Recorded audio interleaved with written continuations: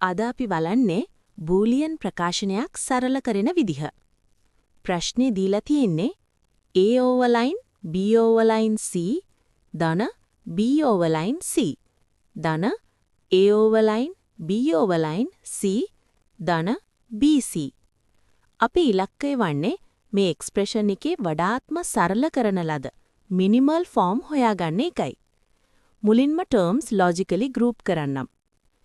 A B overline C overline ධන B C overline ධන A overline B overline C ධන BC.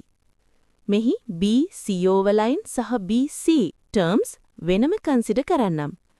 ඉතිරි terms A overline B overline C overline සහ A overline B overline C. දැන් common factor එක factorize කරමු. A B overline C overline ධන A overline B overline C යලි B overline AC overline ධන A overline C BC overline ධන BC යලි B C overline ධන C යලි B ගුණ කිරීම 1 යලි B. දැන් සරලව කම්බයින් කරන්නම්.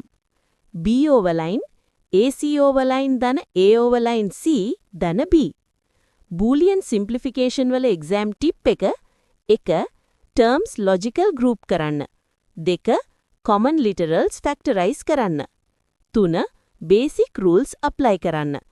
x ධන x සමානයි 1, x 1 සමානයි x, x ධන xy සමානයි x. 4. කම්බයින් කර ෆයිනල් මිනිමල් ෆෝම් එක හොයාගන්න. අවසාන වශයෙන් final simplified expression B overline AC overline ධන A overline C ධන B. මේක correct minimal boolean expression.